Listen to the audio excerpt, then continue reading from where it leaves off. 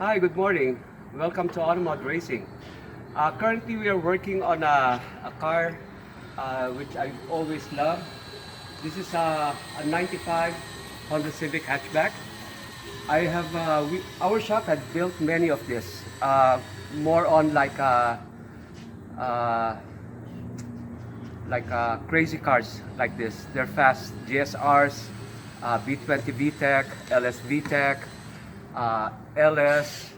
But we always trick out this car. Uh, this is well known in the street racing world as one of the most sturdiest car.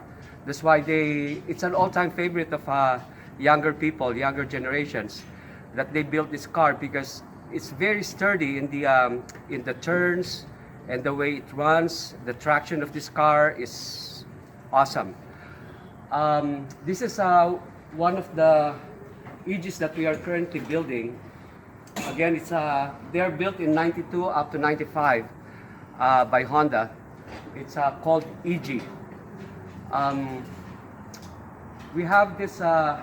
We did this 2.5-inch pipe all the way with the resonator, and still with a catalytic converter. We did an LS VTEC swap on this actually. It's an LS engine coming from a 94 to 2001 Acura Integra.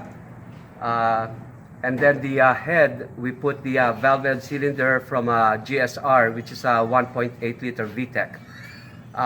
By the way, the LS is a 1.8 liter. It's a non-VTEC.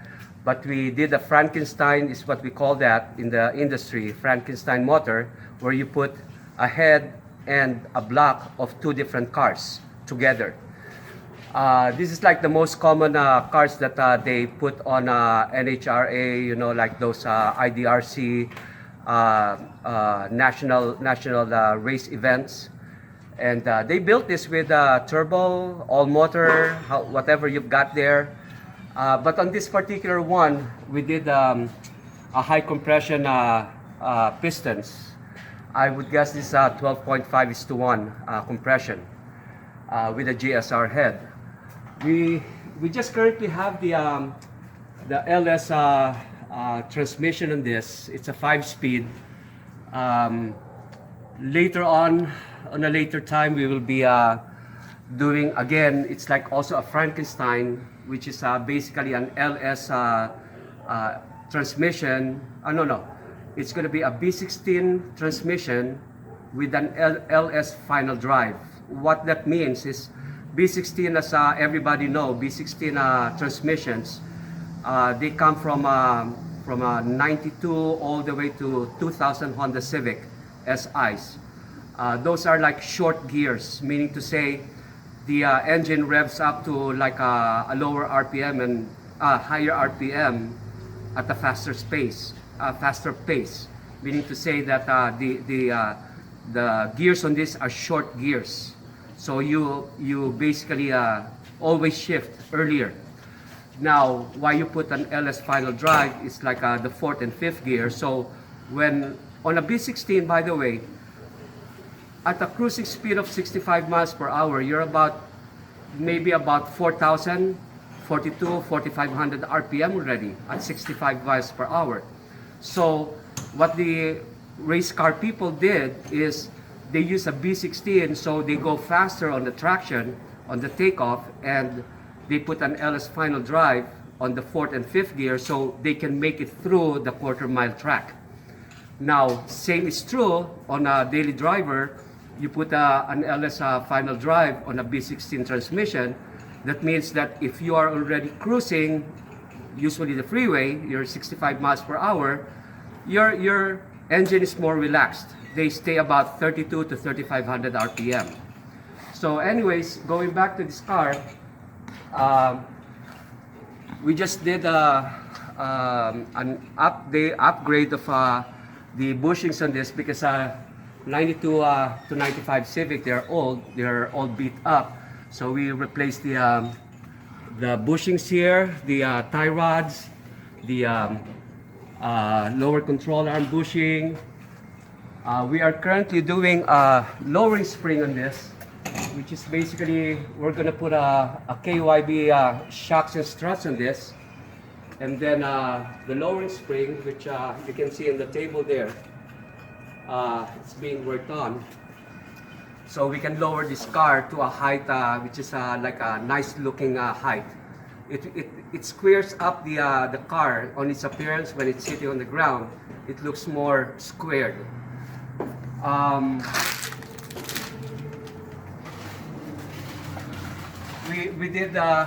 We installed like one of our used wheels on this, an STR 15x7 with whatever like a regular tire. Probably on a later date we'll be putting the Falcon Azinis, the RT man, I forgot, the RT 315 or something like that. I have it there in the store. We'll be installing that for a better traction. So for now we are going to leave this alone, and we're heading towards what one of our painters doing here. This is a 2000 Chevy Tahoe. We did a lot of things on this car, basically.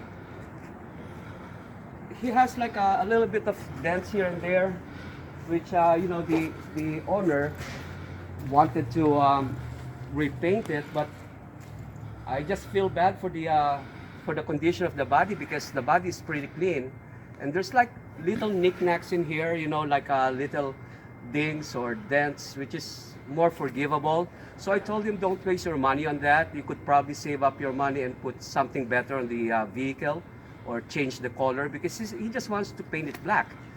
So I told him, I suggested to him, let's just do like a detailing, a wax, buff and wax, which we did in here.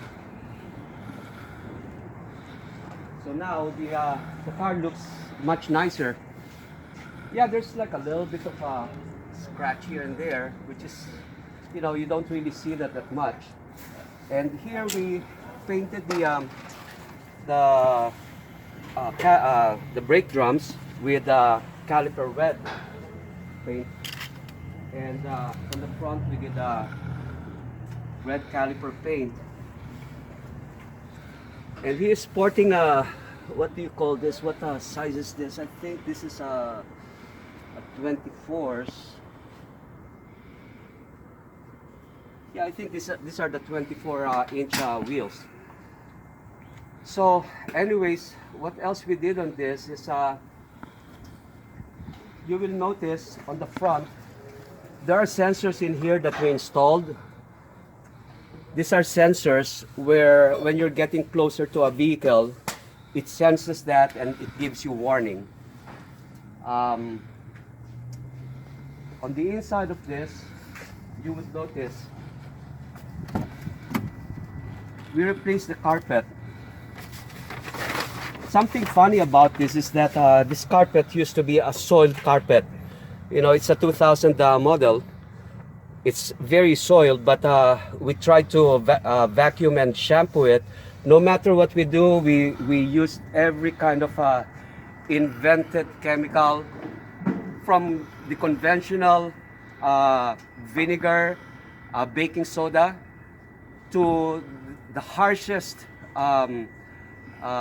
shampoo, commercial shampoo that they use for soiled carpet. But to no avail. We were frustrated with it. It doesn't want to come out. So we spent probably about a good $300 in labor, not including the cost of the chemicals, but it's okay. You know, we lost money on that. That's okay. We bought this. This is readily available commercially. We spent about $330, $350, but the tedious part about this is putting the carpet. We had to remove all these seats, the trims. We had to remove them all. Good thing for the stereo guy. He was happy when he heard about it, because he was going to put the all the wires for the stereo system on this. So he had a chance to put it there like easily without removing anything, because it was already removed. So anyways, this is what we did in this. We put a double din stereo, and that's a navigational stereo also. It's got a navigation, and the trick about that is that that's a DVD, and it will also function as a rear view camera for the rear view camera, which is this. This is the rear view camera, and it's an infrared, so he can see behind him even at dark, in the dark. And also the same as the front, we also put the sensors, the impact sensor, so he would know if he's close already on a from an object. Now, the good thing about this DVD, it doesn't only monitor this rear view camera, it will also monitor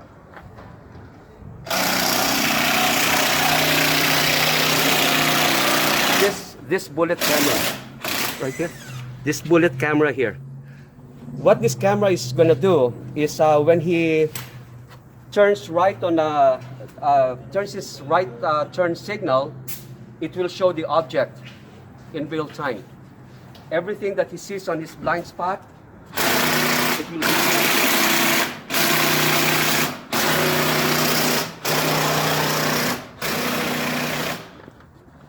so the object will be shown in the screen. Now, there you will see they're still putting the line, the electrical line for the camera into this TV. Now, what else does he have here is we also installed this front and rear dash cam. What this has an SD card. It goes to a memory. The best part about this dash cam is that the car is parked. Okay, let's say it's parked in a parking area, and let's say the car had been parked there for like 10-15 minutes, or even an hour or 2 hours or 5 hours, whatever the case may be.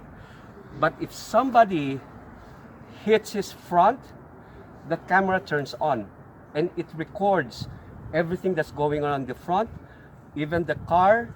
If the license plate of that car that hit him is shown, it will be in the memory, and it will stay in the memory. It's non-erasable, not until he erases it, because the SD card, the memory on that, when it's running out, it's gonna loop, you know, so it will erase the old video, and the new video will take over. The new event will take over. But the impact that happened in there, it's gonna stay in its memory. It will stay there until the owner decides to erase it. That's the best part about that dash cam.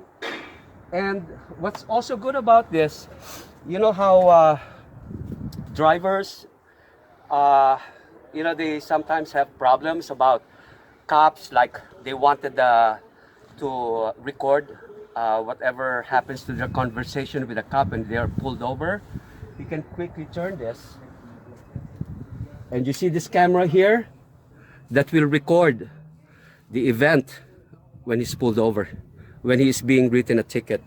If he is arguing with the cop, or the cop is doing something wrong, saying something wrong to him, and he is offending his civil rights, whatever you call that, that will record it, and that has a voice recording also.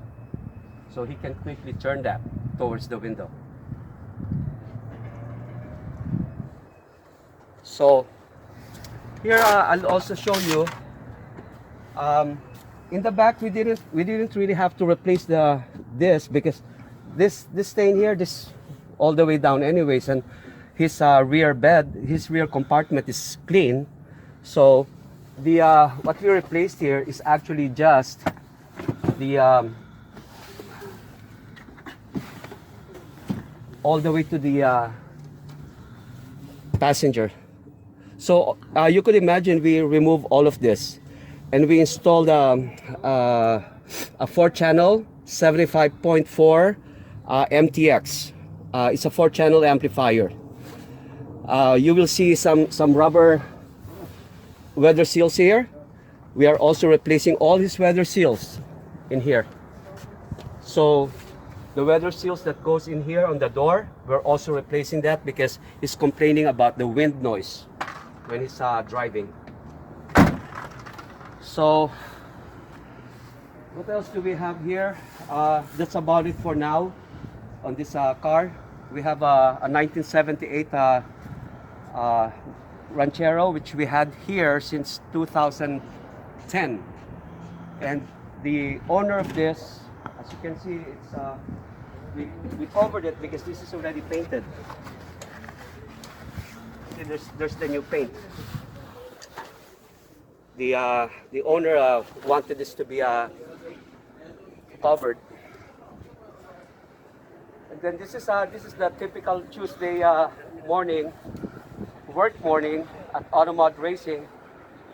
We freed up all these spots here. As you can see, it's still kind of messy. We freed up this spot here. If you pan this out, we actually, believe it or not, if you pan this out, Richard, believe it or not, we freed this up with about 30 cars. We had about 30 cars that we sold to the junkyard because we kept those cars before because we were parting them out. We used to part them out, like let's say an old car like a Honda Civic or an Acura Integra. We part them out and we sell the parts as used parts in Craigslist and offer up. Like I said, we sold about 30 cars. We didn't find it profitable to sell those parts. I incur expense to remove them from the cars, you know, with labor and sell the parts. But it's not profitable. People lowball you just because it's used, even though it's parts that would be rarely seen in the junkyards. They still lowball you, so it's not profitable for us. So we are switching over from doing that into just creating videos. We just want to create videos about the shop, our normal operation, and we've been planning some things, you know, like doing like a kind of like a video or a movie or a series.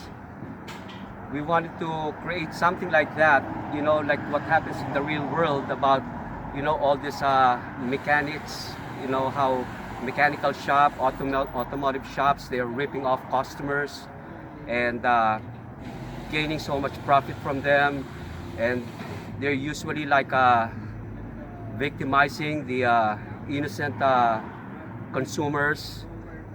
Our shop has been in business since 1992, and here in this location we've been here for 20 years, starting in 2000 when I moved here in Lancaster. I put up this shop, so we've been here for 20 years, and we have a nice group of customers that always comes here. You know, they stayed loyal to us, and we continue on serving them with all honesty. And yeah, you cannot remove some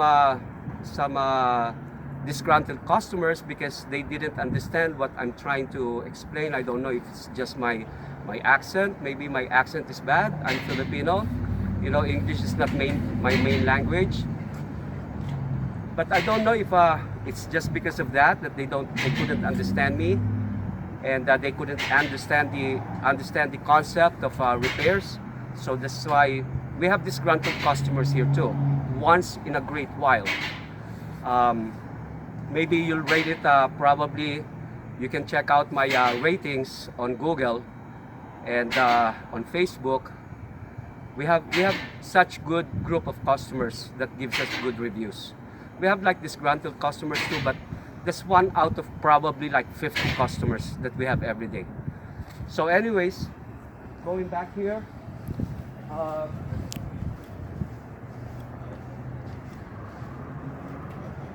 this is if you watch one of my oldest video, this was the yellow CRX that I had before.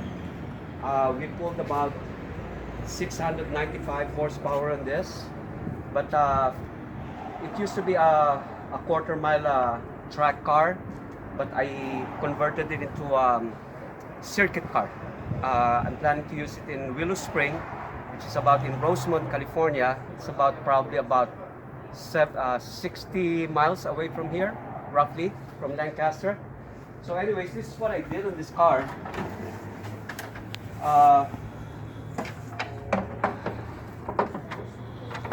This is a fully built B20. No, B18. This is the LS VTEC also, with a 62-1 turbo. But all the stuff here are good. Tile, this is the tile wastegate, MSD distributor, Edelbrock, Victor X, intake manifold, AEM fuel rail, AEM regulator. It's a meter that gauges the pressure of the fuel flow. Filter for the fuel.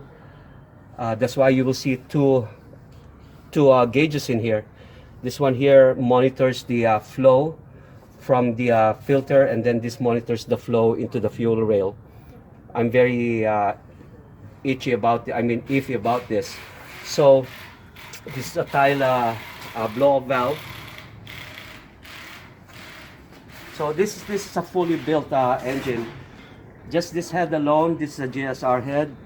I probably spent about almost $3,000 with port and polish and everything. Custom built turbo manifold. This is a Turbonetics 62-1 turbo. And if you get into the cabin,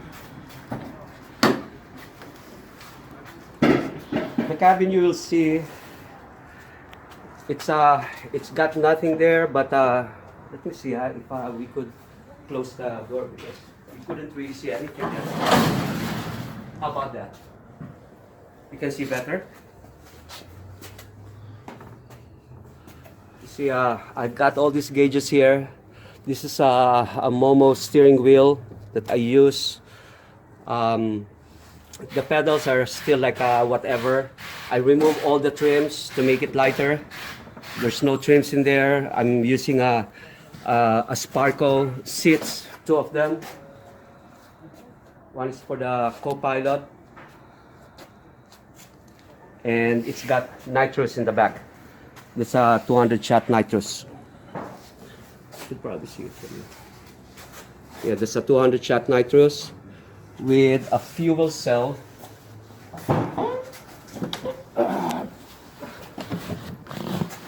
There's a fuel cell.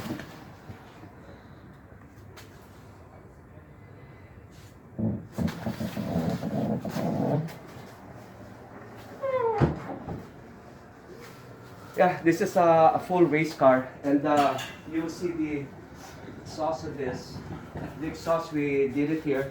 This is a 3-inch exhaust that we installed. Now that exhaust has a cutout in the middle here, so when you're going on a race, you open up the cut off on the exhaust, so the exhaust, instead of coming out here, comes out from the middle. And this is that's a Honda computer that we're using, and it's got that igniter that's made by MSD. So that's what you see inside a typical race car. It still has the interior, the carpet is still there, you know. And I placed that nozzle in there. I put that nozzle in there to make it easy for me to just open it up and engage my nitrous. So This used to be a full drag car, but now we redeveloped it into a track car. It pulls up quicker. I used to have like a bigger turbo, but now it's a smaller turbo now, so it pulls up quicker. So that's what it is for the CRX race car. A lot of people had known me for this car. So anyways, over here is this is our tint bay, but for now Jack is using this bay. Jack is using this bay because I invaded this space there with my race car, so he's using my bay right now. He's installing a remote start alarm on this 2019 Dodge Ram 1500. He just got it from the dealership about last week. So, and this is contracted through InstallerNet. InstallerNet, we have a contract with them for like any kind of electronic, you know, from alarm, remote start alarm, Sirius radio, stereo, upgrade, installation. They supply us all the parts, all the components. We do the service, we do the installation. And Jack here is the one that's doing all the work here for this intricate, more complicated jobs like this. He wouldn't say that he knows everything, but he is pretty good in researching what has to go, what has to be wired, how he's gonna make it work. He always come up with a solution for whatever problems we have in here. So now we'll go back to the shop. Yeah, this building, I believe it was built back in 1935, and this used to be a hay building for horses. You know, because Lancaster used to be like a very remote area from the neighboring LA, Los Angeles. So in the 1930s, this used to be a hay building. In the 1950s, when Westinghouse started inventing all these washing machines, the electric appliances, this company, the owner of this building, started to sell appliances, so they turned this building into an appliance store. But it's a pretty big building for an appliance store, actually. So anyways, in the early 80s, they turned this from an appliance store into a heating and air conditioning company. It used to be called LTJ Heating, I believe.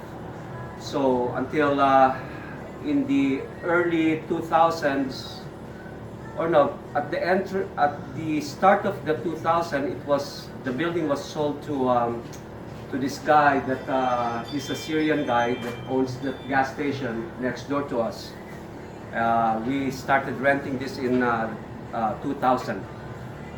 We turned this from a tin shop, and there's a big story about the tin shop, why the tin shop became Automod Racing. I'll be telling you that on a later segment of this video. So anyways, this is where I tint. This is the original spot where I was tinting back in the year 2000. And from here, this is my stock room, which I turned into the shop stock room. It's kind of still messy, but all our tools are here. All our films are here, the one that I use. These are tools. These are my chemicals that I use, the lubricants. And here's my toolbox. It's kind of messy right in here. I've got every possible things that you could think of for performing my work. And some bolts and nuts in here. So this is what I use as a stock room. Um, Now we'll move on to the store area. This, by the way, is our shop area already where we originally came from. That is the EG that we're building in there. And you can see from here all the spare parts for the engines are all here. This is what we use. Sometimes we buy them, we sell them. And also on the left hand side here you will see fuel go here. You go here. These are lips for the Hondas, Acuras. Here we have our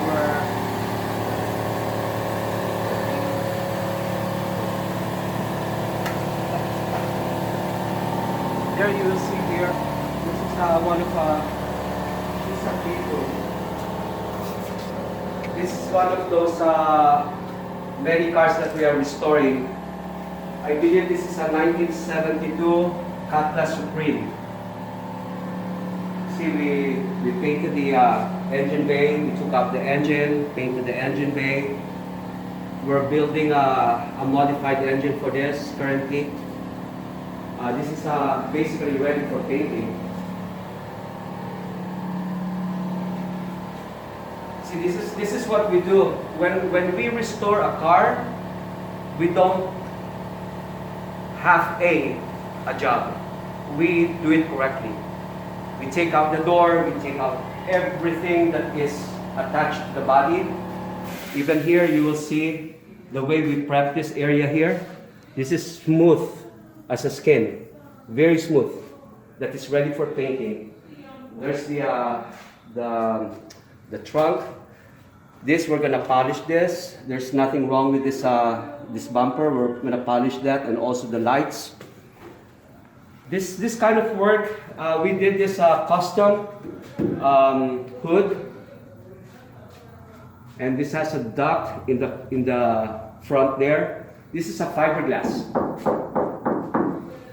We custom fitted this fiberglass hood that we got from a company in the Midwest. We custom fitted this hood into this car. So this is where we paint. I would say this is about I'd say about a 15-year-old paint wood. All right, folks. So you have seen the service side of Automod Racing. You have seen the service side of the stereo, Jack doing the installations, my mechanics doing a suspension on an EG, my painter who was doing the detailing of a finished car, and more other things that was in the shop area. In the next videos that we'll be creating, we will be focusing more on the store retail side of our business. What we sell here, what we have in here that is available to the consumers.